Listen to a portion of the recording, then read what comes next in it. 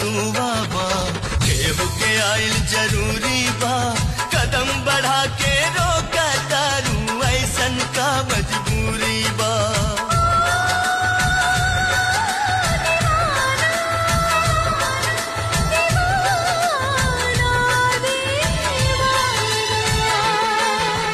या तू बाबा केहू के आइल जरूरी बा कदम बढ़ा के रोका तारू वैसन का मजबूरी बा ई दीवाना के समझा जा आजा दिल के आस पुरा जा बस आखिर झलक दिखा जा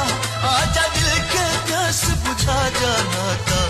प्यार तो हर झूठा इकरार तो हर झूठा नाता प्यार तो हर झूठा